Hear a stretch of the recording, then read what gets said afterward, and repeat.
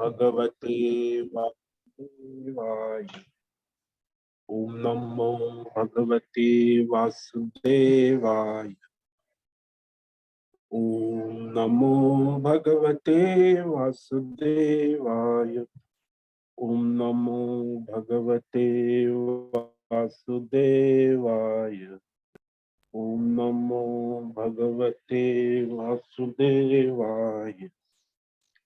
ओम नमो भगवते वासुदेवाय। ओम नमो भगवते वासुदेवाय।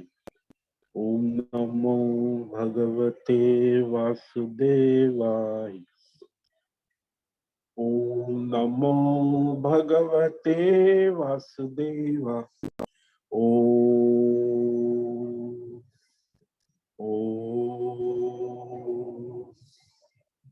ओम ओम श्री परमात्मने नमो नमः।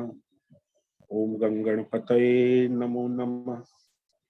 ओम सन सरस्वत्यै नमो नमः। ओम गुरुभ्यो नमो नमः। ओम सहना भवतु सहनौ भुनक्तु सह वीर्यं करवावहै तेजस्विनावधीतमस्तु मा विद्विषावहै। ओम शांति शांति शांति। सदाशिवसमारंभां शंकराचार्यमध्यमाम् अस्मदाचार्यपर्यन्तां वंदे गुरुपरंपरा। वंदे गुरुपरंपरा। ओम पार्थाय प्रतिबोधितां भगवता नारायणेन स्वयं व्यासेन ग्रथितां पुराणं मध्ये महाभारतम् अद्वैतामृतवर्षिणीं भगवतीम् अष्टादशाध्यायिनीम् अम्ब त्वामनुसन्दधामि भगवद्गीते भवद्वेष वसुदेवसुतं देवं कंसचाणूरमर्दनं देवकी परमानन्दं कृष्णं वन्दे जगद्गुरुं। नमस्ते परमं ब्रह्म सच्चिदानन्दं निर्गुणाय नमस्तुभ्यं ओंकाराय नमो नमः। सर्वे दुर्गाणि तरन्तु सर्वे भद्राणि पश्यन्तु सर्वे सद्बुद्धिमाप्नोतु सर्वे सर्वत्र नंदतु। ओम तत्सत। ओम ओम ओम। आप सभी ऑनलाइन नेटवर्क पर उपस्थित भगवत गीता श्रवण साधकों को आज प्रातः का अभिवादन अभिनंदन अभिवंदन। हरि ओम हरि ओम हरि ओम।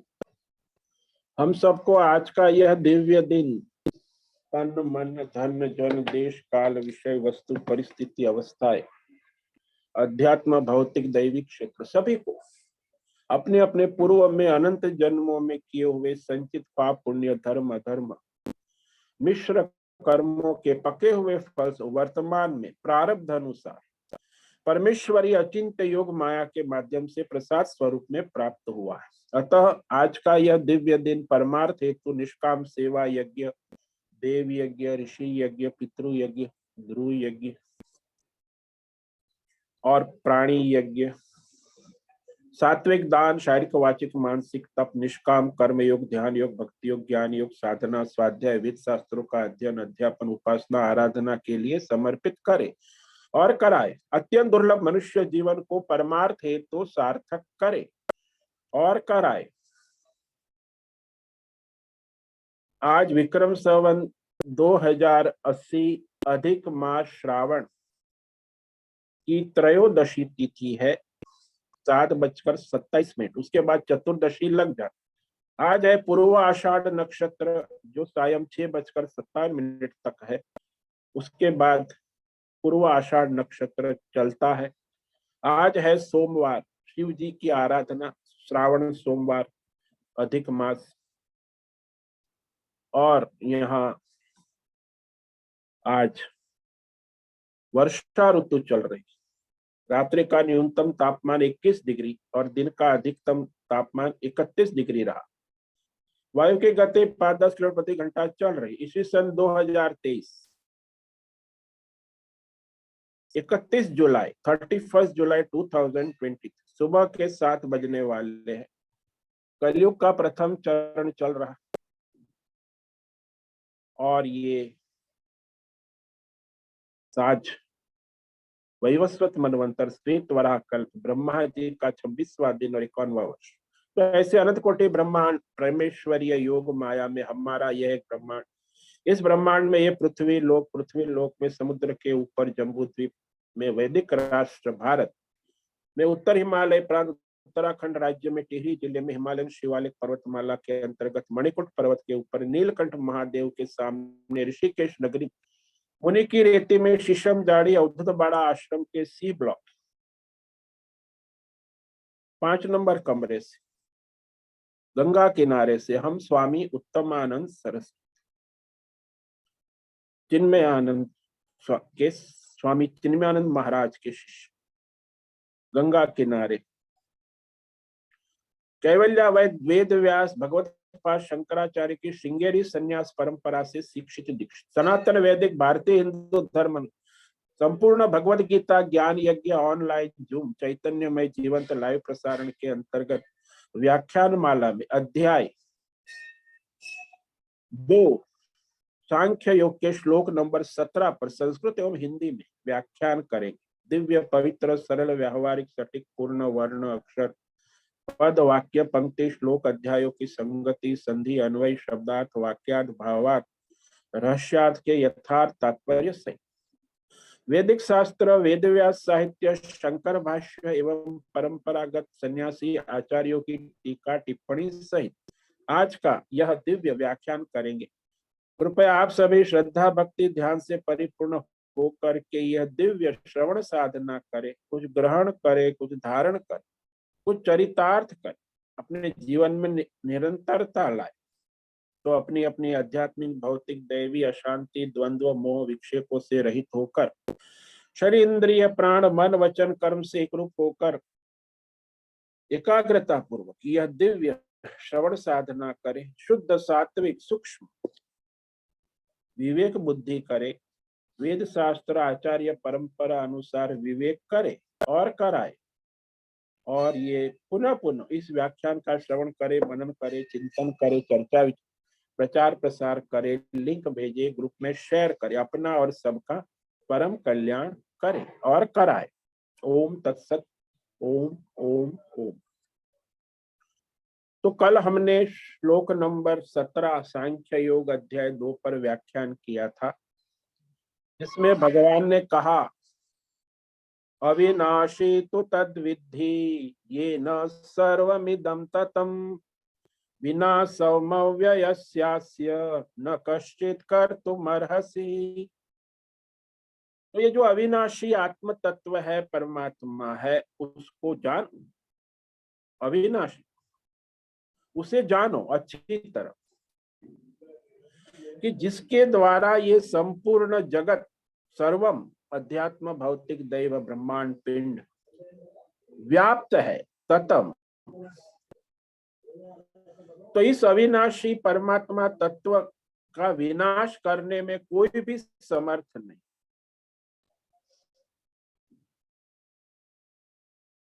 तो सारी सृष्टि हम देख रहे हैं वह परमात्मा से ही उत्पन्न है, परमात्मा के सिवा इसको कोई उत्पन्न करने वाला नहीं।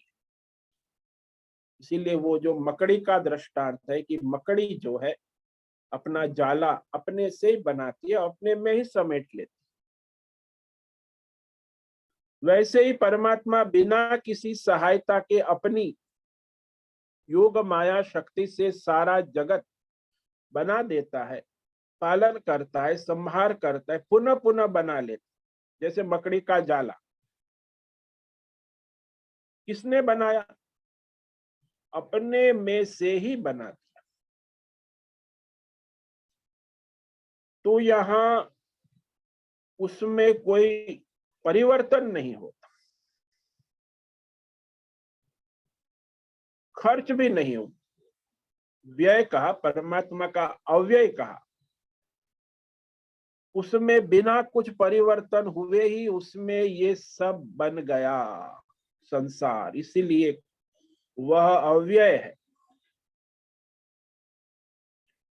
संसार में लोग कहते हैं ना कि भाई आमदनी ना हो तो खर्च करो तो फिर खाली हो जाओगे, लेकिन यहाँ तो परमात्मा को कोई आमदनी है ही नहीं, खर्च ही खर्च है, जमा नहीं है।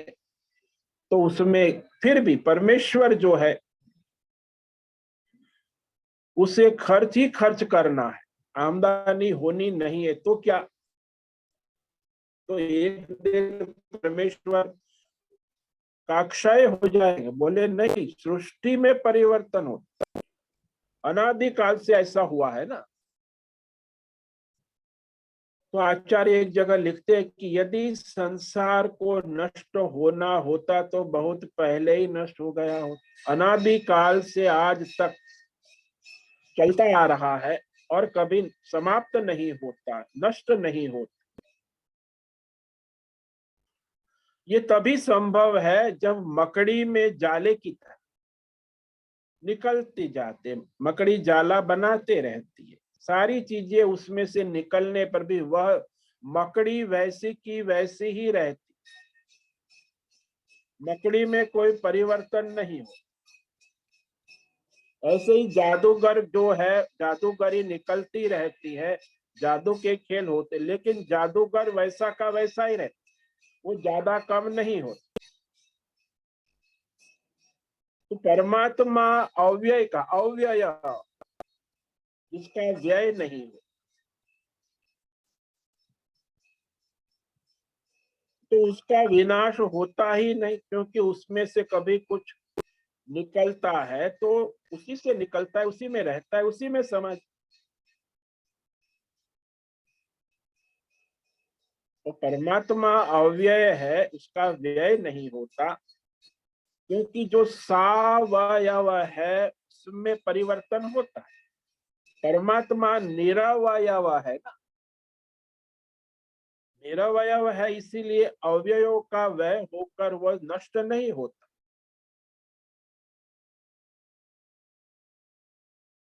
जैसे संसार में देखा जाता है कि कोई सेठ ने अपना दिवाला निकाला, करोड़पति सेठ, तो लोग कहते कि सेठ मर गया। सेठ नहीं मरा, वो करोड़पति सेठ का दिवाला निकल गया, रुपये खत्म हो गए। तो सेठ के संबंधित रुपये के जाने से उसका नाश कहा जाता है कि सेठ मर गए, सेठ का सर्वनाश हो गया।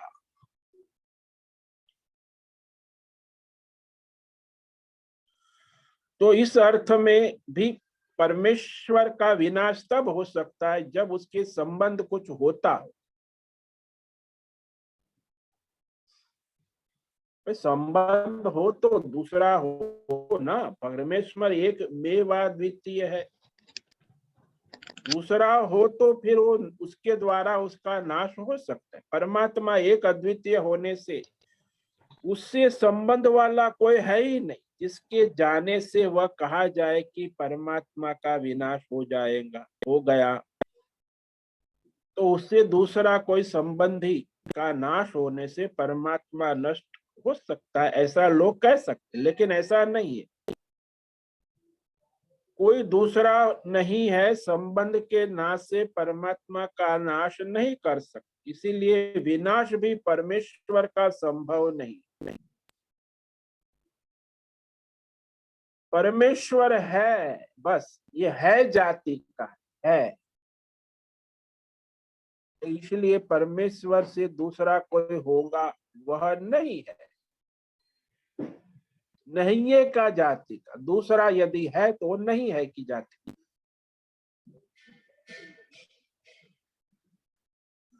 तो ऐसे संसार में भी हम देखते हैं कि कोई मनुष्य है, उसके पास 10 रुपये का नोट नहीं, तो उसके बारे में ये कहेंगे कि उसका करोड़ रुपया नहीं रह गया। अरे भाई 10 रुपया भी नहीं है तो करोड़ की बात कहाँ करो।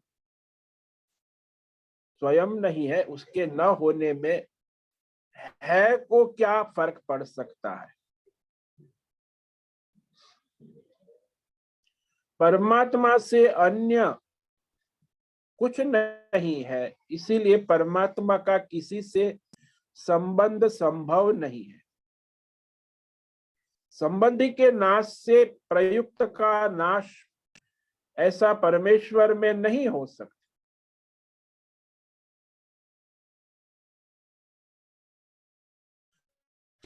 परमेश्वर उसे कोई दूसरा नष्ट नहीं कर। कई विषय संसार में हम देखते हैं हो रहे हैं, जैसे डली रखो अब नष्ट हो जाती, तो स्वयं हो जाती,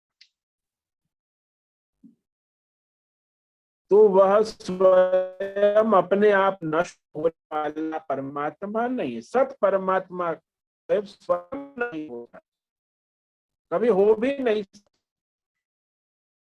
इसीलिए स्वयं नष्ट होने वाली है, इसीलिए उसको अव्यय कहा। यस्य विनाश कर तुम चित न हरस, इस अव्यय का विनाश करने में कोई समर्थ नहीं। जो नहीं है वह ऐसे सोचो कि परमात्मा है, उसके सिवा दूसरा कोई है ही, जो नहीं है वह है को नष्ट कैसे करेगा। जैसे कोई मेरा शत्रु है नहीं तो मुझे मार कैसे सकता है, जो शत्रु उत्पन्न ही नहीं हुआ तो मुझे क्या मारे। परमात्मा को नष्ट करने वाला दूसरा कोई है ही नहीं, स्वयं तो नष्ट कर ही नहीं सकता।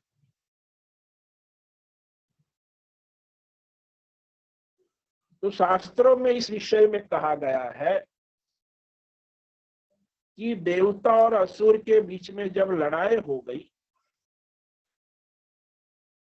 तो देवताओं ने सोचा कि परमेश्वर को प्रसन्न करने के लिए उपासना करें। देवता परमेश्वर की उपासना करते हैं, तो देवता आंख में बैठकर परमेश्वर की उपासना करने लगे। असुरों ने सोचा कि अरे ये देवता कहाँ चले गए। उन्होंने ढूंढा, पता चला आंख में बैठकर परमेश्वर की उपासना कर रहे। तो सोचा कि परमेश्वर की उपासना करने के सिद्ध, तो वह सिद्ध हो जाएंगे तो हमें नष्ट कर देंगे। असुरों को भय होता है ना, असुरों को भय था, तो असुरों ने वही काम किया जो आजकल लोग करते। उन्होंने उस आंख में प्रवेश कर और आंख को घुस दे दी, तो आंख जो है अच्छा भी देखती है बुरा भी देखती।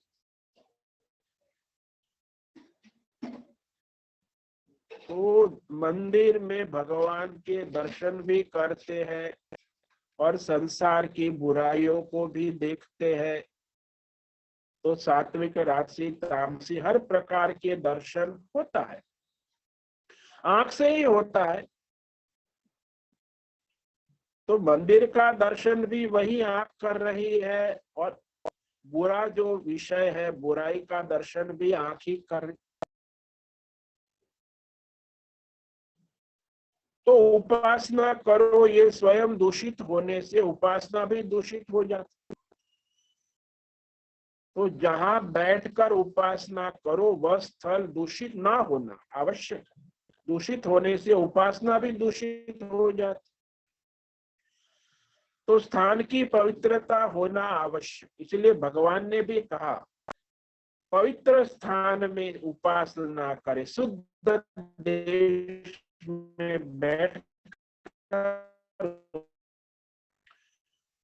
तो आंख दूषित हो गई तो देवता आंख से निकल गए और कान में जाके बैठ गए। असुरों ने उन्हें वहां भी पकड़ लिया, कान को घूस दे दी। कान भी दोनों काम करते हैं, अच्छा सुनते हैं बुरा सुनते, भगवान का नाम भी सुनते, संसार की बुराई भी सुनते, निंदा। तो वह कान अच्छी बात भी सुनेगा और दूसरे की बुरी बात भी सुनेगा, निंदा भी सुनेगा। तो असुरों ने कान को भी दूषित कर दिया। फिर देवता वाणी, नासिका सभी इंद्रियों को दूषित करते गए। तो सारी इंद्रियों को दूषित कर दिया। तब देवता सारी इंद्रियों को छोड़कर मन के पास जाकर बैठ गए। असुरों ने मन को भी दूषित कर दिया, इसीलिए मन अच्छी बुरी दोनों प्रकार की बातें सोचता है।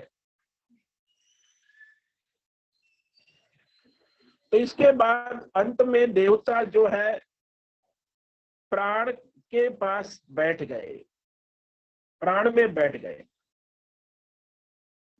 असुरों ने जाकर प्राण को घूस देना चाहा, लेकिन नहीं हुआ। वो तो वहां जैसे घुस देने गए वो नष्ट हो गए। जैसे मिट्टी का ढेला होता है, वो पत्थर पर टकराता है तो चूर चूर हो जाए। प्राण को दूषित नहीं कर सकते। इसी प्रकार असुरों ने प्राण को प्रयत्न तो किया, लेकिन दूषित नहीं कर सके। इसीलिए हमारे जो प्राण है कभी अच्छे बुरे नहीं होते। आंख, नाक, कान अच्छा बुरा देखती है, अच्छा बुरा करती है, परंतु प्राण कभी अच्छा बुरा नहीं करता। इसीलिए शास्त्रों में प्राण की महिमा है। प्राण को जो अन्नदान देते हैं वो प्राण के लिए होता है। तो भोजन कराते हैं तो वह भोजन प्राण को जाता है। प्राण कभी गलत अच्छा बुरा काम नहीं करेगा। भोजन के अतिरिक्त और कुछ भी हो तो वो उसका दुरुपयोग हो सकता है। अब भूख प्यास लगे तो प्राण का धर्म है, प्राण तो उसे स्वीकार करता है। प्राण कभी बुरे काम में नहीं लग सकता। प्राण का वास्तविक स्वरूप जो हमारे प्राण है, उसमें कहा कि परमात्मा ही प्राण में प्रवेश करके रहते हैं। तो प्राण सोपाधिक सगुण परमेश्वर है। इसलिए हमारे जो प्राण है वो साक्षात सगुण परमेश्वर है, मायोपाधि सगुण ईश्वर। तो हमारे जीवन में सबसे ज्यादा जो नित्य हमारा साथ देते हैं वो प्राण है। प्राण ही परमात्मा का स्वरूप है, उसमें कोई भी बुराई नहीं आती। सारा जगत उसी के चलते, तो उसमें होने वाले सब विषय जो है हमेशा प्राण पर आधारित रहे। प्राण के बिना नहीं चल सकते। प्राण की सत्ता परमेश्वर से जुड़ी, इसीलिए प्राण की सत्ता से ही सारा संसार चलता है।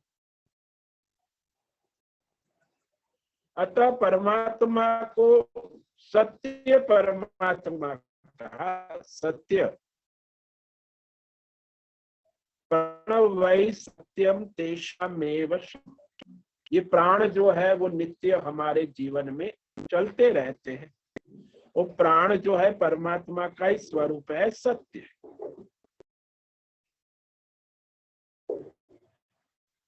तो यह सत्य संसार को सत्य वाला ये प्राण है। यदि प्राण ना रहे तो फिर वो परमात्मा का ही स्वरूप है। वास्तव में परमात्मा से अलग कुछ नहीं। इसलिए प्राण के द्वारा ही संसार चलता है।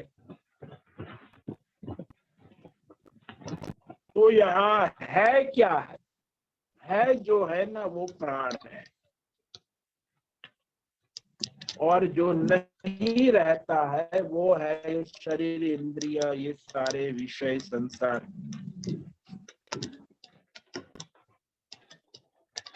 तो ये सच्चिदानंद रूप परमात्मा जो है, जैसे यहाँ दृष्टांत दिया है कि हमको दिखता है सांप, परंतु सांप का है पना रस्सी से आया। रस्सी है तभी सर्प का भ्रम होगा। बिना अधिष्ठान के भ्रम नहीं हो सकता। इसीलिए रस्सी का है पना ही सांप सर्प में दिख रहा है, केवल है पना ही नहीं, बाकी जो विषय है सांप में जो दिख रहा है, लंबा चौड़ा छोटा बड़ा मोटा, ये सब रस्सी के ही गुण धर्म है। तो जैसी रस्सी है इस प्रकार वह सांप दिखता है। इसी प्रकार परमात्मा की सत्यता के कारण ही संसार के सारे भौतिक अध्यात्म दैव विषयों का ज्ञान होता है। ये भव है, ये अध्यात्म है, वह है, ये सारा जो है उसी के द्वारा हमें पता चलता है। क्योंकि परमात्मा एक जैसा बना रहता है ना, संसार को धारण करते हुए भी अव्यय है, उसका अखंड परमात्मा स्वरूप में कोई कमी नहीं आती। न वह किसी दूसरे से नष्ट हो सकता है, न स्वतः नष्ट हो सकता है। अंत में एक संभावना किसी ने कही, कोई दूसरा नष्ट नहीं कर सकता क्योंकि वह उसके अव्यय नहीं, परंतु आत्महत्या तो कर सकता है ना। तो आचार्य लिखते हैं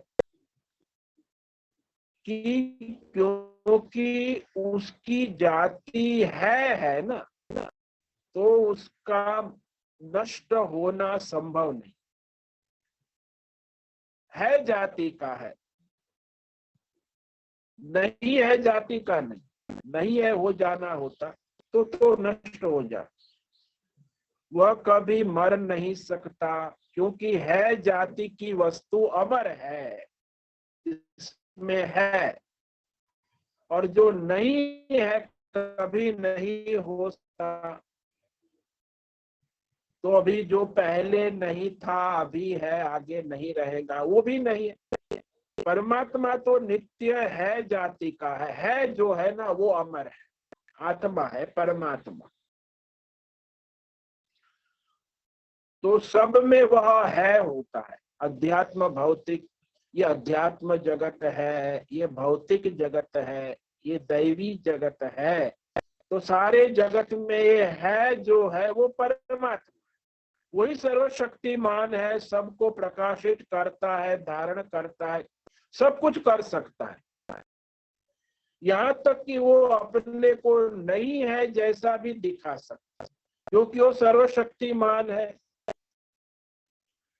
शक्ति से जो उसकी माया से जो दिखाएगा उससे भ्रम हो सकता है, परंतु सचमुच में वह नहीं है, नहीं हो सकता, क्योंकि वो है। विनाशम कर्तुम न अर्हसि, इस परमात्मा तत्व का अभाव संभव नहीं है। तो इस श्लोक में स्पष्ट कर दिया भगवान ने कि उसका अभाव कभी तीनों काल में हो नहीं सकता।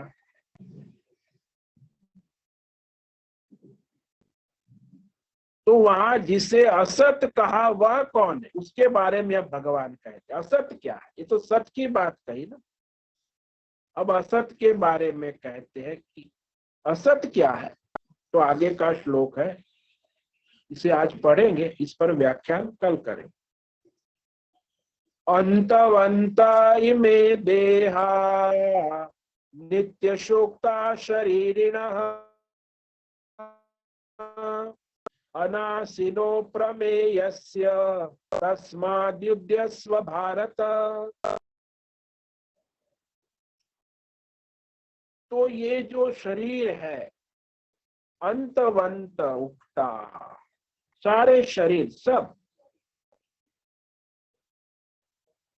और इसलिए ये परमात्मा जो अविनाशी है, नित्य है, ये दोनों विवेक करो। अविनाशी नित्य आत्मा के ये जो शरीर सारे हैं वो अंत वाले बताए, इसलिए क्या करो, बोले शरीर की चिंता न करो, आप अपना स्वधर्म करो, युद्ध स्व, यानी आप शरीर को देखकर मोहित ना हो जाओ। आप भीष्म और द्रोण के शरीर से मोहित हो ना, तो ये इनका ये भौतिक शरीर तो नश्वर है, आप युद्ध नहीं करोगे तो भी वो नष्ट हो जाए।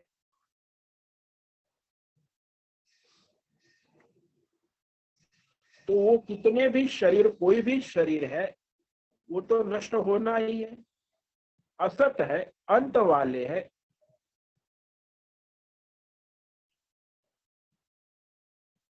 तो इस पर हम कल विचार करेंगे कि अर्जुन को भगवान आत्मा और अनात्मा का विवेक कराकर स्वधर्म करने के लिए, धर्म युद्ध करने के लिए प्रेरित कर, कर्तव्य करने के लिए। तो इस पर हम कल विचार करेंगे। तो आज जो श्लोक कहा, इसमें भगवान ने अपना अविनाशी तत्व का निरूपण किया, जो सत है। अविनाशी तु तद विद्धि ये न सर्वमिदं ततम विनाशमव्ययस्यास्य न कश्चित् कर्तुमर्हसि। अविनाशी तु तद विद्धि, उस परमात्मा तत्व को अविनाशी जानो, विद्धि विशेष रूप से जानो, क्योंकि देश काल तो उसका विनाश नहीं होता है, देश काल विषय वस्तु बदलते रहते हैं, उसका विनाश भी होता है, लेकिन परमात्मा तत्व अविनाशी। देखो, मैं हूं ये कभी हमारा मिट नहीं सकता जब तक ये उपाधि, मैं नहीं हूं ऐसा आपको कभी अनुभव हो नहीं सकता। मैं हूं, मैं हूं। हाँ, मृत्यु होने के बाद लोग कहेंगे कि ये नहीं रहे, लेकिन आपका मैं हूं तो आपके अगले जन्म सूक्ष्म शरीर में रहेगा।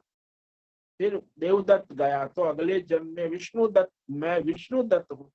तीसरा जन्म हो गया तो मैं कृष्ण दत्त। तो मैं हूं कभी नष्ट नहीं होगा, वो नित्य है, अविनाशी है, उत्पत्ति विनाश रहित अविनाशी। जैसे आकाश, आकाश सर्वव्यापी है, उसकी उत्पत्ति लय जन्म मरण नहीं होता। आकाश का जन्म और मरण, वो अविनाशी, व्याप्त है सर्व।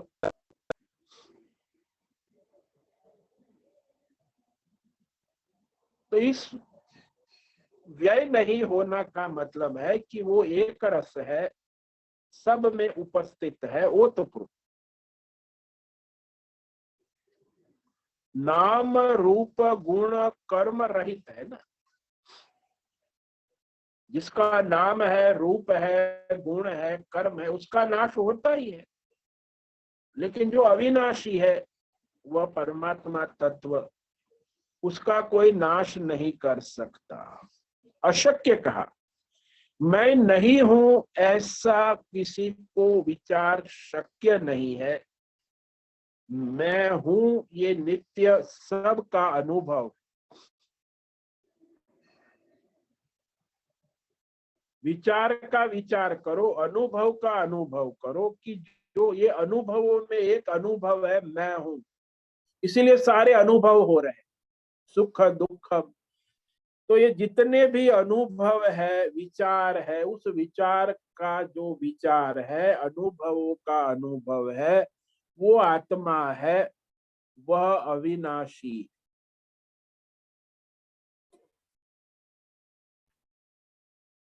स्वयं संसार में देखे कि ये जो जीव जगत, देवी देवता, जितना भी संसार है, संपूर्ण जगत का, सर्वम, संपूर्ण जगत वह उस परमात्मा से व्याप्त है। जैसे ये सारा संसार आकाश से व्याप्त है, वैसे ही संपूर्ण जगत उस परमात्मा से व्याप्त है। जैसे घड़ा मिट्टी से व्याप्त है, वैसे ही ये सारा संसार परमात्मा से व्याप्त है। परमात्मा सूक्ष्म तत्व है, वो ज्ञान का विषय है, इंद्रियों का विषय नहीं। और ये जो विषय है वो इंद्रियों के विषय है। आपको घड़ा दिखता है, लेकिन मिट्टी देखने के लिए ज्ञान होना आवश्यक। मिट्टी ज्ञान होगा तब मिट्टी दिखेगी, वरना आपको घड़ा ही दिखेगा।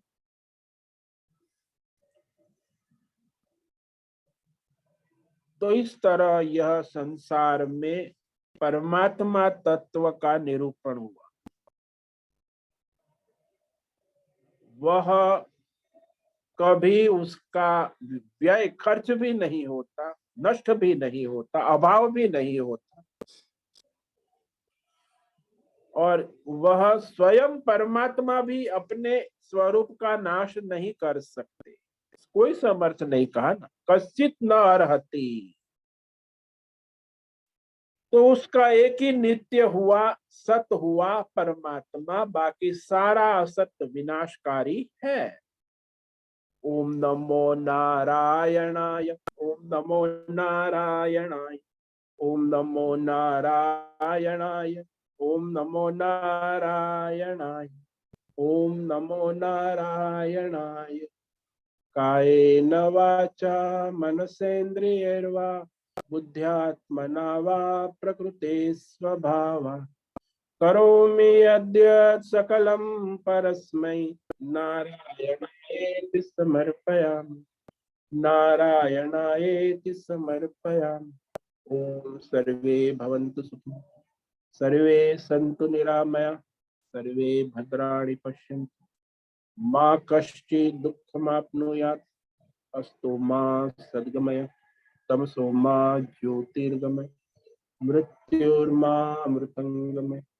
ओम पूर्णमद पूर्णमिदं पूर्णात् पूर्णमुदच्यते पूर्णस्य पूर्णमादाय पूर्णमेवावशिष्यते। ओम शांति शांति शांति। शंकरं शंकराचार्यं केशवं बादरायणं सूत्र भाष्य कृतौ वंदे भगवन्तौ पुनः पुनः। ईश्वरो गुरुरात्मेति मूर्तिभेद विभागे व्योमवद् व्याप्त देहाय दक्षिणामूर्तये नमो नमः।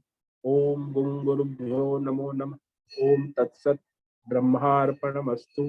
ओम ओम ओम।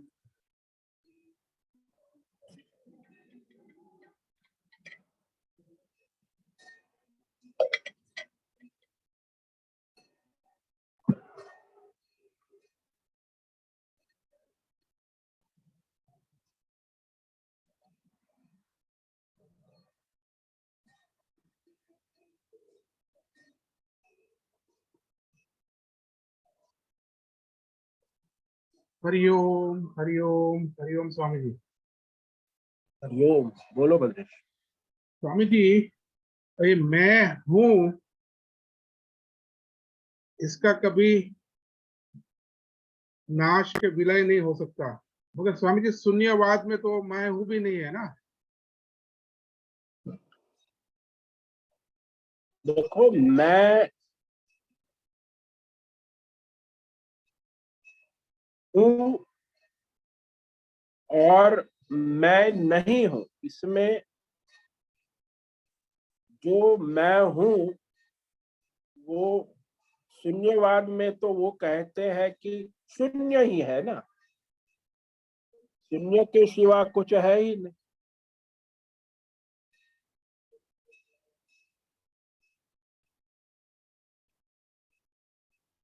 इसलिए संसार में जो बौद्ध धर्म है वो शून्यवाद है, अस्तित्व नहीं है। वो शून्य से सारा सर्जन होता है, शून्य में रहता है, शून्य में समा जाता है।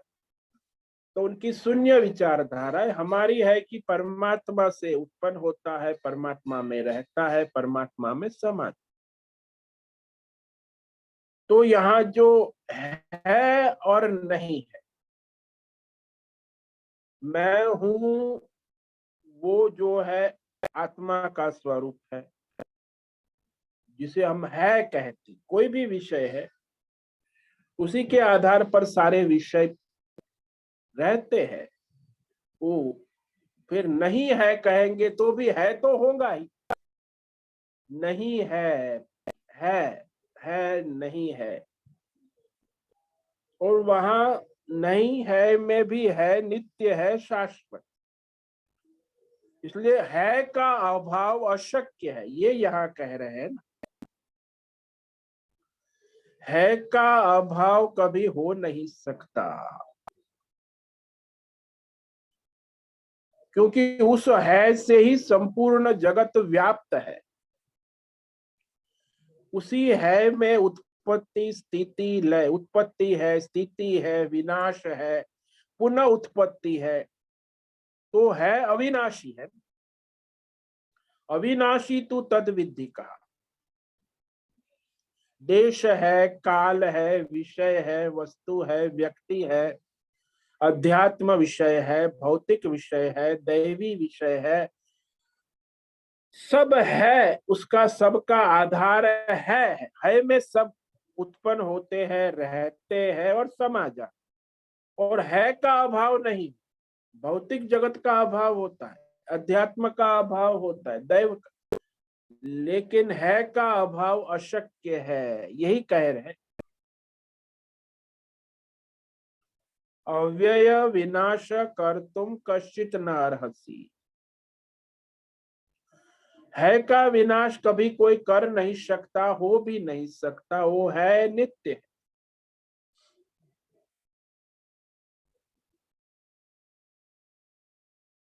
और वहां शून्यवाद में शून्य शून्य ही है, शून्य के सिवा उत्पत्ति स्थिति लय सब शून्य से है। बौद्ध का शून्यवाद और हमारा परमात्मा है, दोनों में फर्क है।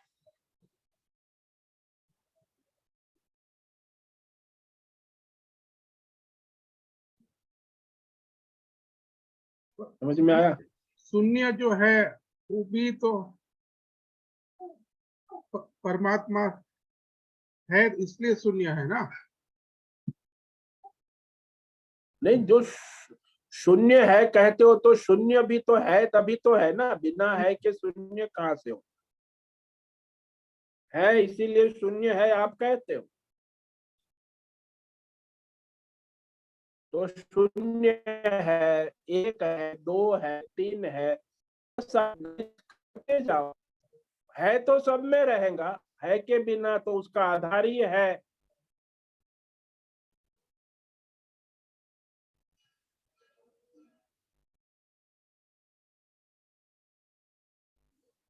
हाँ स्वामी जी,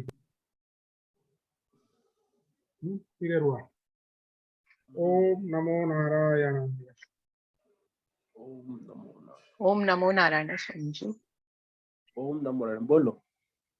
एक्चुअली शून्य का मतलब कुछ नहीं है, जीरो है ना, तो कुछ है ही नहीं ना, तो हम कैसे कैसे बोलते हैं कि है।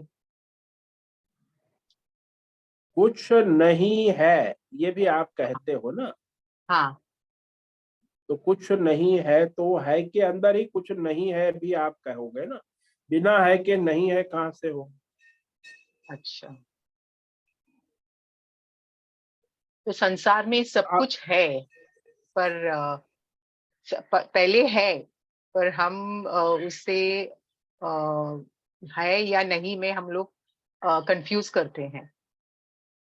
हाँ, जो नहीं है उसको है मान लेते हैं, हाँ है उसको नहीं है जान लेते, तो अज्ञान हो गया ना। यही तो है ना हाँ समस्या। हाँ। है तो तो जान लो कि है वो है, नहीं है वो हाँ नहीं है। वो तो भगवान स्पष्ट कर रहे हैं ना हाँ कि जो नहीं है, असत की कोई सत्ता नहीं। पिछले श्लोक में कहा ना, 16वें श्लोक में, हाँ, या कि जो असत है, नहीं है, उसकी कोई सत्ता नहीं है, और सत का कभी अभाव नहीं है। जो है वो नित्य है, और जो नहीं है वो तो अनित्य ही है, कभी नित्य हो नहीं सकता।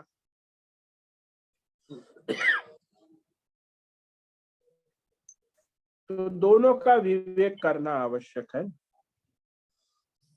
तो तो जो है, हाँ हाँ बोलिए सर। हाँ, तो जो है वो सत बुद्धि है, जो नहीं है वो असत बुद्धि है। जो है वो नित्य है, जो नहीं है वो अनित्य है। जो है वो परमात्मा है, जो नहीं है वो जीव है, संसार है। इसीलिए वो दृष्टांत है ना। बुद्धि दो हाँ प्रकार की होती है, एक है और एक नहीं है, सत बुद्धि और असत बुद्धि। तो हम कह सकते हैं ना कि सोना है, गहना नहीं है। ये गहना है कहना, ये असत बुद्धि हो गई। जो नहीं है उसको हम है कह रहे हैं।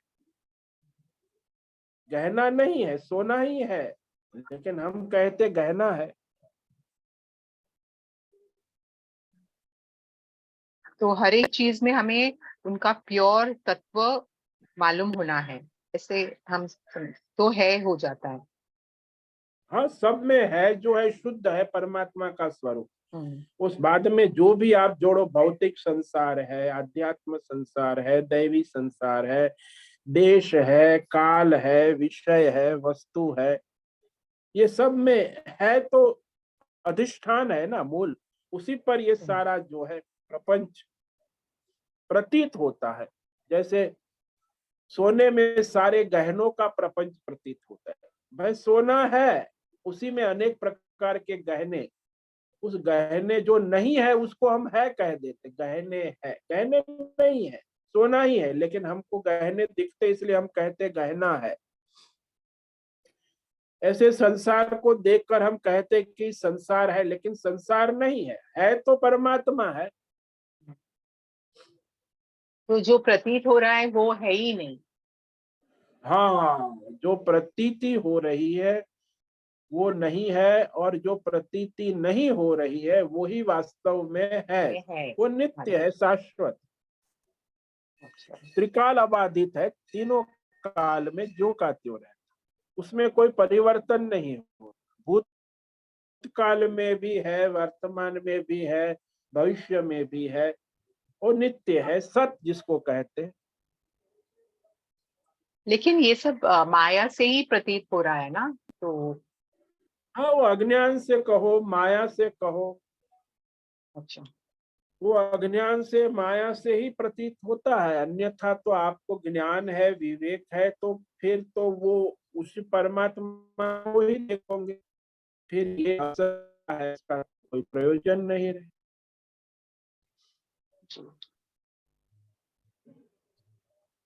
तो अज्ञान के कारण ही तो संसार माया रूप से सारा दिखता है, और कहते ये है, मुझे दिख रहा है, लेकिन नहीं है फिर भी दिख रहा है।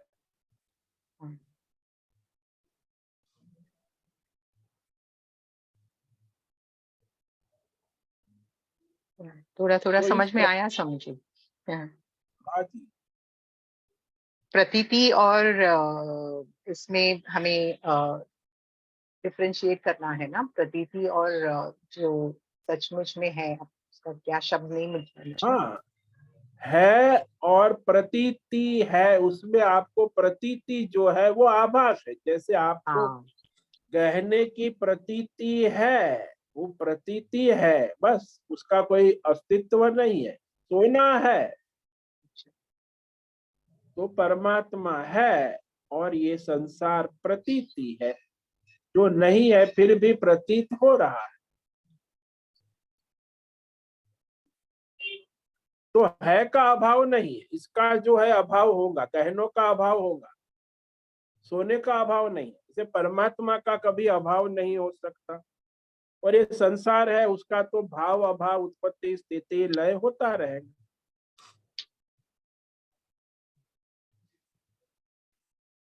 तो वह परमात्मा उत्पत्ति विनाश रहित अविनाशी कहा ना।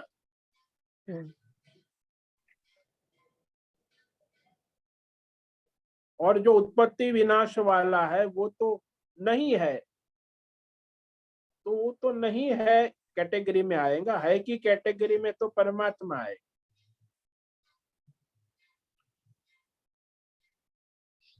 जो नहीं है वो नहीं है, केवल प्रतीति है।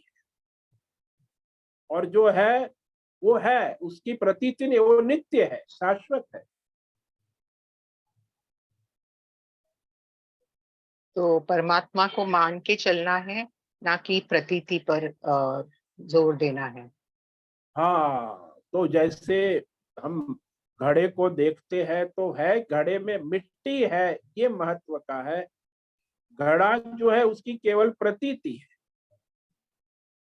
वहां घड़ा जो है केवल प्रतीति है, मिट्टी ही है।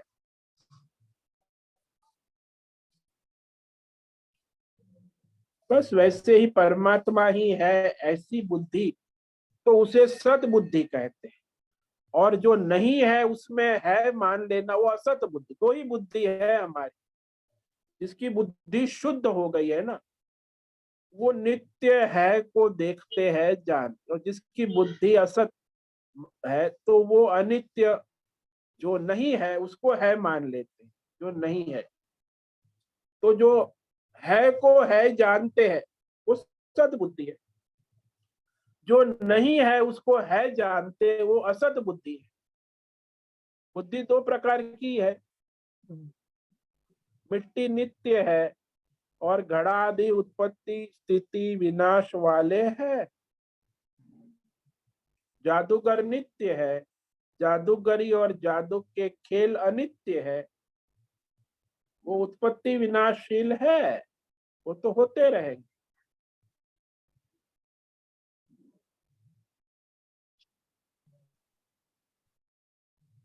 बहुत बहुत धन्यवाद स्वामी जी। ओम नमो नारायण। ओम नमो नारायण। ठीक है, आज का समय पूरा हो रहा है। सभी साधकों को आज का ओम नमो नारायणाय, सबको ओम नमो नारायणाय। ओम नमो नारायण स्वामी जी। ओम नमो सभी नारायणाय। साधकों को आज का ओम नमो नारायण। बहुत से निवेदन है, आज का सत्संग पूर्ण करें। ओम नमो नारायणाय। ओम नमो नारायण। आज का यह ओम दिव्य नमो सत्संग नारायण हम स्वामी। यही पूर्ण करते हैं। सभी साधकों को ओम नमो नारायण। ओम नमो नारायण स्वामी।